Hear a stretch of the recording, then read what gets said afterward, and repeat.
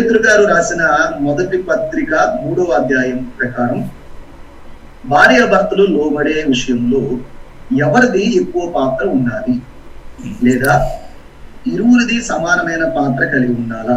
మనము ఒకవేళ కనుక కొంచెం వెనకాలకి వెళ్ళి, అంటే అసలు ప్రశ్న ఏంటనంటే పేతురు రాసిన పత్రికలో 3వ అధ్యాయం, మొదటి పత్రిక 3వ అధ్యాయంలో భార్యలది ఎక్కువ పాత్ర లేకపోతే భర్తల ఎక్కువ పాత్ర లోబడటంలో అనేటువంటి విషయంలో మీరు కనుక ఒకసారి నేను ఆ వాక్య భాగాన్ని ఇంట్రడక్షన్ చేసేటప్పుడు ఒక మాట చెప్పాను. ఏమని అంటే, ఈ లోబడటం గురించి పేతురు భక్తులు మాట్లాడుతున్నప్పుడు ముందు 2వ అధ్యాయం చివరి భాగంలో యేసుక్రీస్తు ప్రభువారు ఏ విధంగా తండ్రి చిత్తానికి లోబడ్డాడో అది ఆయన ముందు మనకి రాసి, ఆ తర్వాత 1వ వచనంలో 7వ వచనంలో కూడా 1వ వచనంలో భార్యలతో మాట్లాడాడు, 7వ వచనంలో భర్తలతో మాట్లాడాడు. ఈ 2 సందర్భాల్లో కూడా ఒక ఫ్రేజ్, ఒక పదజాలం రిపీట్ అవుతూ ఉంటుంది. అదే విధముగా అనేటువంటి మాటను మనం చూస్తూ ఉంటాం. అదే విధంగా, లేకపోతే కరెక్ట్గా తెలుగు పదం నాకు గుర్తు రావట్లేదు, కానీ ఒక్క నిమిషం ఆగండి, నేను ఓపెన్ చేసి చూస్తాను ఉన్నటువంటి మాట ఏంటి అనేది. అటువలే అనేటువంటి మాట మనకి 1వ వచనంలోను 7వ వచనంలోను ఉన్నది. భార్య యేసుక్రీస్తు ప్రభువారు తండ్రికి ఏ విధంగా లోబడ్డాడో ఆ విధంగా యేసయ్యకి లోబడాలి. మనం లోబడేది యేసయ్యకి, ఆ విషయం గుర్తుపెట్టుకోండి. అదేవిధంగా భర్త కూడా యేసుక్రీస్తు ప్రభువారు తండ్రికి ఏ విధంగా లోబడ్డారో ఆ విధంగా యేసయ్యకి లోబడాలి. మనము ఈ లోకములో వ్యవహరించటానికి ఏ విధంగా వ్యవహరించాలో వ్యవహరించటానికి మనకి ఆదేశాలు ఇచ్చేది ఎవరు అంటే దేవుడు. కాబట్టి ఆ ఆదేశాలు కనుక మీరితే మనం దేవుడికి వ్యతిరేకంగా వ్యవహరించినట్లు. కాబట్టి ఇద్దరు కూడా ఒకే విధంగా లోబడాలి, దాంట్లో ఎటువంటి తారతమ్యం లేదు, ఇద్దరు కూడా.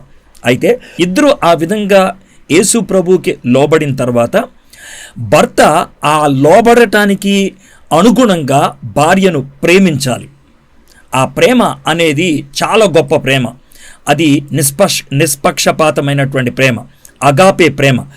భార్య విననొల్లనిదైనా సరే ప్రేమించాలి, భార్య గయ్యాళిదైనా సరే ప్రేమించాలి. అది భర్త చూపించాల్సింది. ఆ ప్రేమ ఎందుకు చూపిస్తున్నాడో తెలుసా? దేవునికి లోబడ్డాడు కాబట్టి. సరే, భార్య విషయంలోకి వచ్చేటప్పటికి భర్తను దేవుడు క్యాప్టెన్గా చేశాడు కాబట్టి నా భర్తకి నేను లోబడతాను. ఎంత మట్టుకు లోబడతానంటే దేవునికి వ్యతిరేకంగా ఉండనటువంటి కాలం కూడా నేను లోబడతాను. ఒకవేళ వ్యతిరేకమైనది ఏమైనా పని చేస్తున్నప్పుడు లోబడమంటే నేను ఎదురు తిరగను, నేను శిక్షను పొందటానికి ఇష్టపడతాను. అదే ఏ విధంగా అంటే షడ్రకు మెషకు అబెద్నెగో దానియేలు అపోస్తలులు ఏ విధంగా జైల్లోకి వెళ్ళటానికి ఇష్టపడ్డారో ఆ విధంగా శిక్షకు నేను ఉంటాను, అంతేగాని నేను ఎదురు తిరగను. సో ఇది మనం అర్థం చేసుకోవాల్సింది. కాబట్టి లోబడటం అనే దాన్ని చాలా సందర్భాల్లో మన తెలుగు వాళ్ళు ఏమనుకుంటారంటే భార్యలే లోబడాలి అని అనుకుంటూ ఉంటారు. ఇరువురు కూడా లోబడాలి. ఎవరికి? దేవునికి.